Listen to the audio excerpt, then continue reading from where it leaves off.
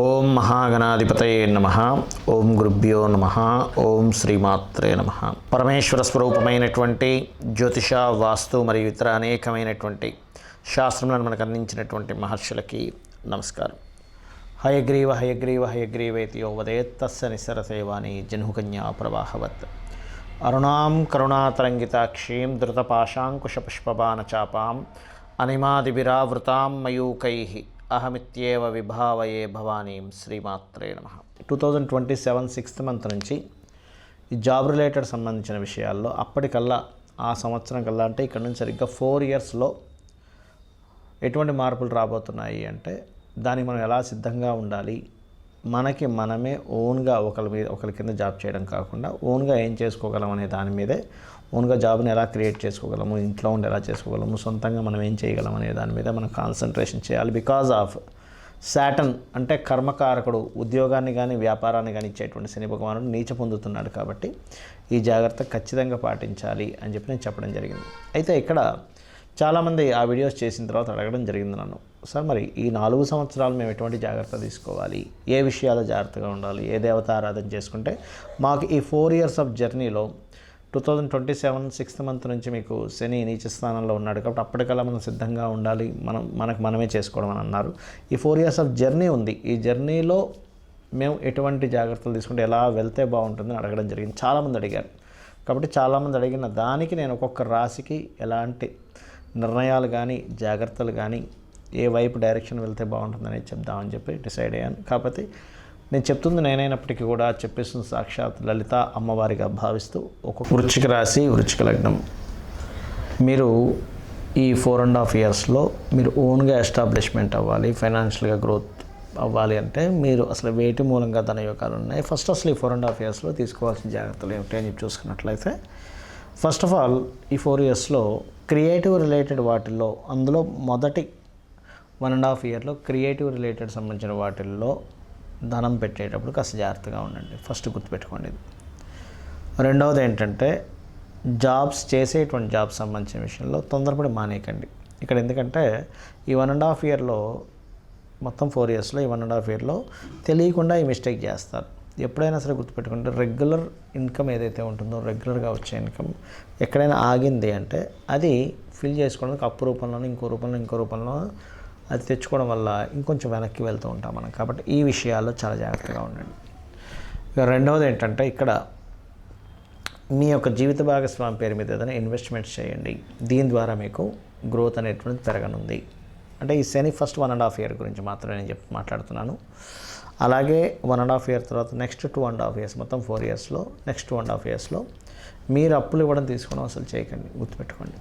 అది ఇక మరొకటి ఏంటంటే ఇక్కడ మీకు ఈ రాబోయేటువంటి కాలంలో మన వీడియో కాన్సెప్టే కాలం మారబోతుంది, టెక్నాలజీ పెరగబోతుంది. కాబట్టి మనం ఓన్గా ఎవరికి వారం ఓన్గా చేసుకునే ఎస్టాబ్లిష్మెంట్ పెంచుకోవాలి. కాబట్టి ఏ రాశుల వారికి, ఏ లగ్నాల వారికి ఎలా ఉంటుంది అనేటువంటిది. సో లగ్నం తెలిస్తే లగ్నం, రాశి తెలిస్తే రాశి వారు పర్టికులర్గా మీరు ఏదైనా teaching related, guiding related, spiritual related, consultancy related ఇట్లాంటి వాటిల్లో మీరు బాగా రాణిస్తారు, గుర్తుపెట్టుకోండి. ఎనీ కన్సల్టెన్సీస్, జాబ్ కన్సల్టెన్సీ కావచ్చు, ఎనీ కన్సల్టెన్సీ సెంటర్స్ మీరు చేసుకోవచ్చు. ఏదైనా ఒక అడ్వైస్ కావాలి, చూడండి చార్టెడ్ అకౌంట్స్ వాళ్ళు ఉంటారు, అడ్వైజ్ ఇస్తూ ఉంటారు, ఫైనాన్షియల్ అడ్వైజ్ ఇస్తూ ఉంటారు. అట్లా ఏదైనా కొత్తగా క్రియేట్ చేయడానికి అడ్వైజ్ ఇస్తూ ఉంటాం, ఇట్లా కాదు ఇట్లా చేసుకుంటే బాగుంటుందని. అట్లాంటి వాటిల్లో మీకు బాగుంటుంది. రెండవది beauty related, health related consultancies ఉంటూ ఉంటాయి. హెల్త్ పరంగా కూడా మీకు బాగుంటుంది చెప్పాలంటే. అండ్ అదేవిధంగా ఏదైనా చూడండి ఫ్యాటీ రిలేటెడ్ ఐటమ్స్ ఉంటూ ఉంటాయి, ఫ్యాట్ రిలేటెడ్ సంబంధించిన ఐటమ్స్ మూలంగా కూడా మీకు ధనయోగం వస్తుంది. అయితే ఇక్కడ ఏంటంటే ఇదంతా బేసిక్గా ఉండేటువంటి ఇన్ఫర్మేషన్ మీకు చెప్తున్నాను.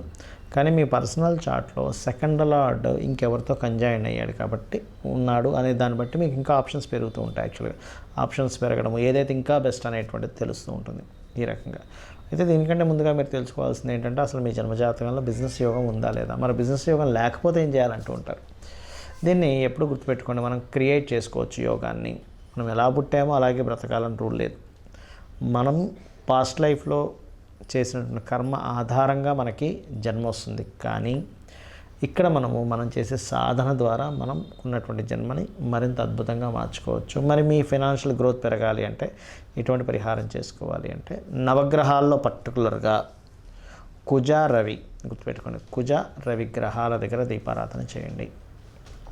రెండవది ఏంటి అంటే మీకు దగ్గరలో ఆంజనేయ స్వామి లేదా నరసింహస్వామి ఆలయాలు లేదా సూర్య భగవాను యొక్క ఆలయం ఉన్నా కూడా మీరు నిత్యము దీపారాధన చేయడము, ఆ టెంపుల్స్కి వెళ్ళడము చేస్తూ ఉన్నట్లయితే కూడా బాగుంటుంది. అదేవిధంగా సూర్య నమస్కారాలు రెగ్యులర్గా చేసుకోండి, ఖచ్చితంగా మీకు ఫైనాన్షియల్ గ్రోత్ అనేటువంటిది పెరుగుతుంది. ప్రధానంగా ఇక్కడ చాలామంది అడుగుతున్నది ఇంకోటి ఏంటంటే ఎన్ని రోజులు చేయాలి ఏ రెమెడీ అయినా, ఎన్నిసార్లు చేయాలి. ఇప్పుడు నేను మీకు మీ రాశిరీత్యా ఈ ఫలానా ప్రక్రియ చేయండి అని చెప్పాను. అయితే ఇక్కడ చాలామందికి రాశి లగ్నం తెలియని వాళ్ళు కూడా ఉంటారు. వాళ్ళు ఏం చేయాలి అంటే సింపుల్గా ఏమీ లేదు, వాళ్ళందరూ కూడా చేయవలసినటువంటిది శనివారాలు గుర్తుపెట్టుకోండి, సాటర్డేస్, పర్టికులర్గా సాటర్డేస్ లేదా బుధవారాలు లేదా శుక్రవారాలు, బుధ శుక్ర శని ఈ 3 గ్రహాలకి దీపారాధన చేయండి. ఇది మీకు లైఫ్ లాంగ్ ఒక మంచి రెమెడీగా పనిచేస్తుంది. ఏది నాకు డేట్ ఆఫ్ బర్త్ లేదు, టైం లేదు, నా రాశి నక్షత్రం ఏమీ తెలియదు అనేటువంటి వారు. అలాగే ఈ రెమెడీస్ ఏవైతే ఉంటాయో ఎప్పుడు గుర్తుపెట్టుకోండి, కంటిన్యూస్గా చేయండి. ఏదో ఒకరోజు చేశాను, 2 రోజులు మానేశాను, మళ్ళీ 4 రోజులు చేశాను అనుకుంటే మీకు అది ఆ రెమెడీ ఎట్టి పరిస్థితుల్లో పని చేయదు, గుర్తుపెట్టుకోండి. ఇక మూడో విషయం ఏంటంటే ఇక్కడ ఫైనాన్షియల్ గ్రోత్కి లలితా సహస్రనామాల్లో ఓం సంపత్కరీ సమారూఢ సింధుర వ్రజ సేవితాయై నమః అనేటువంటి నామం రెగ్యులర్గా చేయండి. చేస్తూ ఈ 4 years ఆఫ్ పీరియడ్లో ఏమవుతుంటుందంటే మనం చేసే చిన్న చిన్న మిస్టేక్స్ వల్ల అప్పులు పెరుగుతాయి, మళ్ళీ అక్కడ ఇంకా ఇబ్బంది వస్తుంది. కాబట్టి అప్పులు తీరడానికి ఓం అపర్ణాయే నమః అనే నామస్మరణ చేయండి.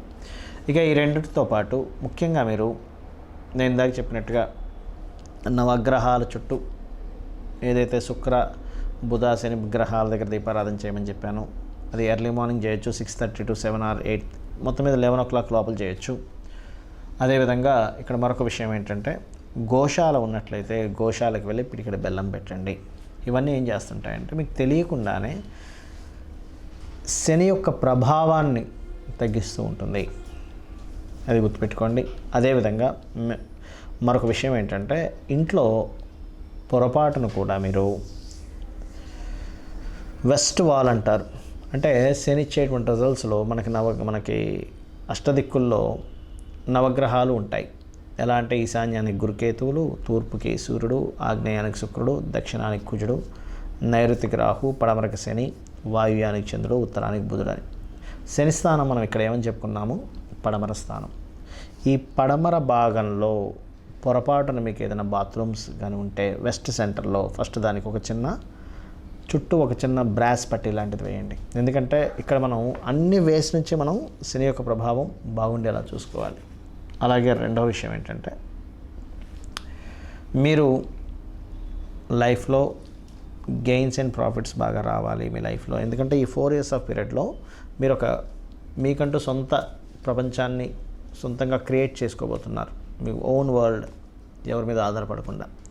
కాబట్టి ఏంటంటే ఇది క్రియేట్ చేసుకోవాలంటే ఫస్ట్ మీరు బెనిఫిట్ జోన్స్లో ఉండాలి ఎప్పుడు ఇంట్లో. అంటే బెనిఫిట్ జోన్స్ మీరు చేసే ఎఫర్ట్స్ కంటిన్యూ అవుతూ మీరు చేసేటువంటి ఎఫర్ట్ ఏదైతే ఉంటుందో అది సక్సెస్ అయ్యే జోన్లో ఉండాలి. అందుకని మీరు ఏం చేస్తారంటే మీ యొక్క గృహంలో నైరుతి బెడ్రూమ్ ఉంటుంది, మీ అందరికీ తెలుసు, మాస్టర్ బెడ్రూమ్ అంటూ ఉంటారు. దాంట్లో వెస్ట్ వాల్ ఉంటుంది, వెస్ట్ వాల్ పడమర గోడ. వెస్ట్ వాల్ దగ్గర కూర్చొని మీరు చేసేటువంటి వర్క్స్ ప్రతిదీ కూడా చేయండి. అదేంటంటే డిజైర్స్ పాయింట్ అంటారు. ఆ వెస్ట్ వాల్కి, నైరుతి బెడ్రూమ్లో ఉన్న వెస్ట్ వాల్కి పర్టికులర్గా మీరు ఒక ఎల్లో కలర్ షీట్ మీద మీరు ఈ 4 years ప్రణాళిక ఏం చేయబోతున్నారు, because of that is the point of desires point అంటారు. దాని మీద చాలా క్లియర్గా రాయండి, చాలా స్పష్టంగా ఫస్ట్ పేపర్ మీద రఫ్గా రాసుకొని దాని తర్వాత దాన్ని క్లియర్గా రాయండి. రాసి పెట్టుకోండి. మీరు ఇమేజెస్తో సహా పెట్టుకుంటే ఇంకా మంచిది. ఎందుకంటే ఎప్పుడు కూడా మన డిజైర్ ఇమేజెస్ పరంగా కావచ్చు, రాతపూర్వకంగా కావచ్చు, మీకు ఒకవేళ రాయడం రాకపోతే మీ పిల్లల్ని లేకపోతే మీ జీవిత భాగస్వామిలో నేను రాయమని చెప్పండి. అలా ఒక 2x2 కావచ్చు, 3x3 కావచ్చు, ఏదైనా ఒక షీట్ మీద, ఎల్లో కలర్ షీట్ మీద నీట్గా రాసి మీ డిజైర్ పెట్టుకుంటూ మీరు అక్కడ కూర్చొని మీ వర్క్స్ మీరు చేసుకున్నట్లయితే వాస్తుపరంగా డిజైర్ పాయింట్ని యాక్టివేట్ చేస్తున్నారు, గ్రహాల పరంగా గ్రహాలకు సంబంధించిన చేసుకుంటూ ఉన్నారు, అమ్మవారి అనుగ్రహం కోసం మంత్రం చేసుకుంటూ ఉన్నారు. ఏదైతే ఇందాక నేను చెప్పానో ఖచ్చితంగా ఇవన్నీ కూడా ఏం చేస్తాయంటే క్లారిటీ, అంటే మీ యొక్క జీవితం ఎటువైపు వెళ్ళాలి ఆ క్లారిటీని ఇస్తుంది. ఈ యొక్క పరిహారాలు మీరు చేసుకుంటూ అమ్మవారి అనుగ్రహాన్ని మీరు పరిపూర్ణంగా పొందాలని మనస్ఫూర్తి కోరుకుంటూ శ్రీమాత్రే నమః.